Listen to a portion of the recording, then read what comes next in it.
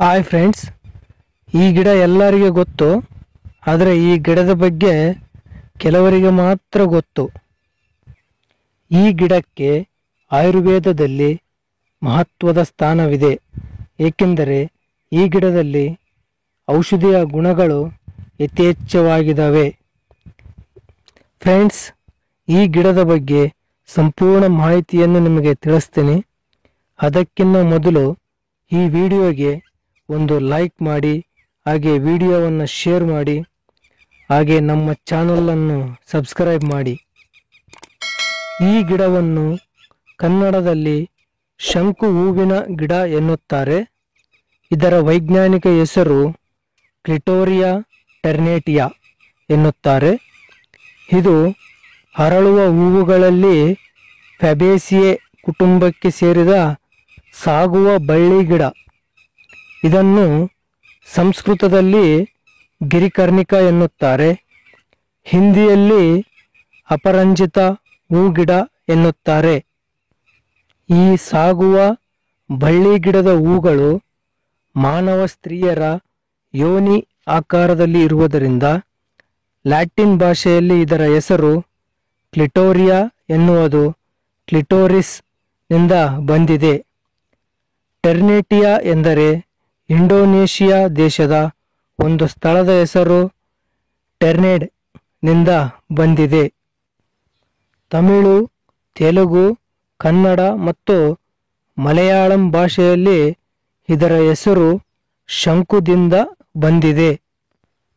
ಇದು ವಿಷ್ಣುಕ್ರಾಂತ ಪತ್ರಿ, ವಿಷ್ಣುಕ್ರಾಂತ ವೃಕ್ಷಕ್ಕೆ ಸೇರಿರುವ ಬಳ್ಳಿ. ವಿನಾಯಕ ಚೌತಿ ದಿನ ಮಾಡುವ ವರಸಿದ್ಧಿ ವಿನಾಯಕ ಏಕವಿಂಶತಿ ಪತ್ರಿ ಪೂಜಾ ಕ್ರಮದಲ್ಲಿ ಈ ಎಲೆ 10ನೇದು. ಈ ಗಿಡಗಳು ಏಷಿಯಾ ಖಂಡಕ್ಕೆ ಸೇರಿದವು. ಪ್ರೆಸೆಂಟ್ ಪ್ರಪಂಚದಾದ್ಯಂತ ವಿಸ್ತರಿಸಿವೆ. ಈ ಗಿಡ ಪೊದೆಯ ರೂಪದಲ್ಲಿ ಬೆಳೆಯುತ್ತದೆ. ನಮ್ಮ ಹಳ್ಳಿಗಳಲ್ಲಿ ರೋಡ್ ಸೈಡು, ಹಳ್ಳಗಳ ದಡದಲ್ಲಿ, ಹೊಲಗಳ ಬಾರ್ಡರ್ಗಳಲ್ಲಿ ಯಥೇಚ್ಛವಾಗಿ ಸಿಗುತ್ತದೆ. ಈ ಗಿಡವನ್ನು ಎಲ್ಲರೂ ಗುರ್ತು ಹಿಡಿಯುತ್ತಾರೆ. ಈ ಶಂಕುಪುಷ್ಪ ಗಿಡವನ್ನು ಆಯುರ್ವೇದದಲ್ಲಿ ಮೊದಲಿನಿಂದಲೂ ಬಳಸಲಾಗುತ್ತಿದೆ. ಅನೇಕ ರೋಗಗಳ ಚಿಕಿತ್ಸೆಗೆ ಈ ಗಿಡವನ್ನು ಔಷಧಿಯಾಗಿ ಬಳಸಲಾಗುತ್ತಿದೆ. ಅಷ್ಟೇ ಅಲ್ಲದೆ ಭೂಮಿಯ ಸಾರಾಂಶವನ್ನು ಹೆಚ್ಚಿಸಲು ಹಸಿರೆಲೆ ಗೊಬ್ಬರವಾಗಿ ಕೂಡ ಕೆಲವು ಕಡೆ ಬಳಸಲಾಗುತ್ತಿದೆ. ಮತ್ತು ಶಂಕುಪುಷ್ಪಗಳನ್ನು ವಿವಿಧ ದೇವತೆಗಳಿಗೆ ಮಾಡುವ ಪುಷ್ಪ ಪೂಜೆಯಲ್ಲಿ ಕೂಡ ಬಳಸಲಾಗುತ್ತಿದೆ. ಈ ಗಿಡದ ಬೇರಿನಿಂದ ರಸವನ್ನು ತೆಗೆದು ಅದರೊಳಗೆ ಜೇನು ಬೆರೆಸಿ ಕುಡಿಯುವುದರಿಂದ ಜ್ಞಾಪಕ ಶಕ್ತಿ ಹೆಚ್ಚಾಗುತ್ತದೆ. ಮೆದುಳು ಕಾರ್ಯವೈಖರಿಯನ್ನು ಹೆಚ್ಚಿಸುತ್ತದೆ. ಇದು ಮೆದುಳಿಗೆ ಆಹಾರ ಇದ್ದಂತೆ. ಮರಿವು ಕಡಿಮೆ ಮಾಡಿ ಮೆದುಳು ಆರೋಗ್ಯವಾಗಿರಲು ಸಹಾಯ ಮಾಡುತ್ತದೆ. ಇದರ ಬೇರಿನ ರಸ ಕುಡಿಯುವುದರಿಂದ ದೇಹದ ಒತ್ತಡ ಕಡಿಮೆಯಾಗುತ್ತದೆ. ಒಳ್ಳೆ ಆಲೋಚನೆಗಳು ಬರಲು ಸಹಾಯ ಮಾಡುತ್ತದೆ ಎಂದು ಸೈಂಟಿಫಿಕ್ ರಿಸರ್ಚ್ನಿಂದ ನಿರೂಪಿಸಲಾಗಿದೆ. ಈ ರೀತಿ ರಸ ಕುಡಿಯುವುದರಿಂದ ಇನ್ನೊಂದು ಉಪಯೋಗ ಕೂಡ ಇದೆ. ವೀರ್ಯ ಕಣಗಳ ಸಮಸ್ಯೆಯನ್ನು ಕಡಿಮೆ ಮಾಡಿ ವೀರ್ಯ ಕಣಗಳನ್ನು ಹೆಚ್ಚಿಸುತ್ತದೆ ಅಂತ ವಿಜ್ಞಾನಿಗಳು ಹೇಳಿದ್ದಾರೆ. ಜ್ವರ ಕಡಿಮೆ ಆಗದೆ ಪುನರಾವರ್ತನೆ ಆಗ್ತಾ ಇದ್ದರೆ ಇದರ ಬೇರಿನಿಂದ ಮಾಡಿದ ಕಷಾಯವನ್ನು 2 ಸ್ಪೂನ್ ಪ್ರತಿದಿನ 2 ಸಲ ಕುಡಿದರೆ ಜ್ವರ ಕಡಿಮೆ ಆಗುತ್ತದೆ ಮತ್ತು ಪುನರಾವರ್ತನೆ ಆಗುವುದಿಲ್ಲ. ದೀರ್ಘಕಾಲಿಕ ಕೆಮ್ಮು ನಿಮ್ಮನ್ನು ಕಾಡುತ್ತಿದ್ದರೆ 1 ಗ್ಲಾಸ್ ನೀರಿನಲ್ಲಿ ಶಂಕುಪುಷ್ಪ ಗಿಡದ ಬೇರು, 4 ಕರಿಮೆಣಸು, 6 ತುಳಸಿ ಎಲೆ ಹಾಕಿ ಅರ್ಧ ಗ್ಲಾಸ್ ಆಗುವವರೆಗೆ ಕುದಿಸಿ ಅದನ್ನು ಫಿಲ್ಟರ್ ಮಾಡಿ ಕುಡಿಯುವುದರಿಂದ ದೀರ್ಘಕಾಲಿಕ ಕೆಮ್ಮು ಸಮಸ್ಯೆ ಕಡಿಮೆಯಾಗುತ್ತದೆ.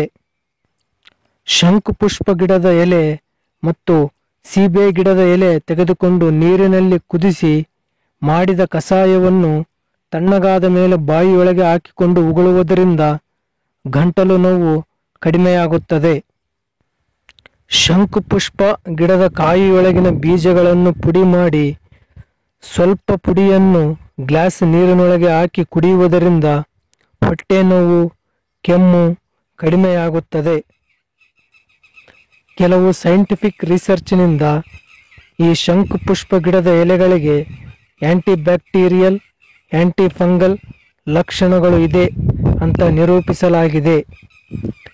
ಈ ಗಿಡದ ಎಲೆಗಳಿಂದ ತಯಾರಿಸಿದ ಕಷಾಯವನ್ನು ಕುಡಿಯುವುದರಿಂದ ಹೆಣ್ಣು ಮಕ್ಕಳಲ್ಲಿ ಪೀರಿಯಡ್ಸ್ ಸಮಯದಲ್ಲಿ ಆಗುವ ಸಮಸ್ಯೆಗಳನ್ನು ತಡೆಗಟ್ಟುತ್ತದೆ ಮತ್ತು ರಕ್ತಸ್ರಾವವನ್ನು ಕೂಡ ತಡೆಗಟ್ಟುತ್ತದೆ ಎಂದು ಸೈಂಟಿಫಿಕ್ ರಿಸರ್ಚ್ನಿಂದ ನಿರೂಪಣೆಯಾಗಿದೆ. ಈ ಗಿಡದ ಎಲೆಗಳಿಂದ ಮಾಡಿದ ಪೇಸ್ಟನ್ನು ಗಾಯಗಳಿಗೆ, ವೂಂಡ್ಗಳಿಗೆ ಹಚ್ಚುವುದರಿಂದ ವೇಗವಾಗಿ ಗಾಯಗಳು ಮಾದು ಹೋಗುತ್ತವೆ. ಇವುಗಳ ಹೂಗಳು ಆಂಟಿ ಆಕ್ಸಿಡೆಂಟ್ ಗುಣಗಳನ್ನು ಹೊಂದಿರುತ್ತವೆ. ಕೆಲವು ಹೂವುಗಳನ್ನು ತೆಗೆದುಕೊಂಡು ನೀರಿನಲ್ಲಿ ಹಾಕಿ ಕುದಿಸಿ ಅದರೊಳಗೆ ಜೇನು ಬೆರೆಸಿ ಅದನ್ನು ಟೀ ರೂಪದಲ್ಲಿ ತೆಗೆದುಕೊಳ್ಳುವುದರಿಂದ ನಮಗೆ ಕೆಲವು ರೋಗಗಳು ಬರದ ರೀತಿಯಲ್ಲಿ ಇದು ಸಹಾಯ ಮಾಡುತ್ತದೆ ಎಂದು ವಿಜ್ಞಾನಿಗಳು ತಿಳಿಸಿದ್ದಾರೆ.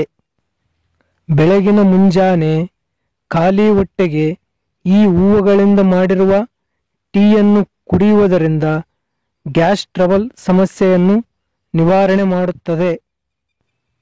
ಒಂದು ವಿಷಯವನ್ನು ಎಲ್ಲರೂ ನೆನಪಿನಲ್ಲಿ ಇಟ್ಟುಕೊಳ್ಳಬೇಕು. ಈ ಗಿಡವನ್ನು ಗರ್ಭವತಿಯರು, ಹಾಲುಣಿಸುವ ಮಹಿಳೆಯರು ಯಾವ ವಿಧದಲ್ಲಿಯೂ ಕೂಡ ಬಳಸಬಾರದು. ಈ ಎಲ್ಲ ಔಷಧ ಗುಣಗಳು ಈ ಗಿಡದಲ್ಲಿ ಇರುವುದರಿಂದ ಈ ಗಿಡವನ್ನು ಆಯುರ್ವೇದದಲ್ಲಿ ಮೊದಲಿನಿಂದಲೂ ಉಪಯೋಗಿಸುತ್ತಾ ನಮ್ಮ ಹಿರಿಯರು ಬರುತ್ತಿದ್ದಾರೆ. ಈ ಗಿಡವು ಸಾರ್ವಕಾಲಿಕ ಆಯುರ್ವೇದ ಔಷಧಗಳ ಗಿಡಗಳ ಸಾಲಿನಲ್ಲಿ ಇದು ಕೂಡ ಸ್ಥಾನವನ್ನು ಪಡೆದಿದೆ. ಇಷ್ಟೆಲ್ಲ ಔಷಧ ಗುಣಗಳಿರುವ ಈ ಗಿಡವನ್ನು ಕಳೆಯ ರೂಪದಲ್ಲಿ ನೋಡುತ್ತಿರುವುದು ದುರಾದೃಷ್ಟವೇ ಸರಿ. ಇಂತಹ ಗಿಡವನ್ನು ನಿಮ್ಮ ಮನೆಯ ಸುತ್ತ ಅಥವಾ ನಿಮ್ಮ ಗಾರ್ಡನ್ನಲ್ಲಿ ಬೆಳೆಯಲು ಪ್ರಯತ್ನಿಸಿ.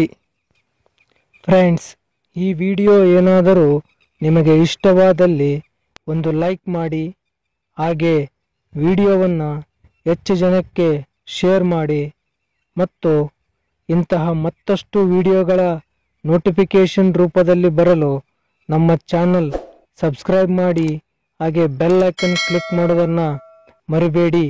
Thanks for watching.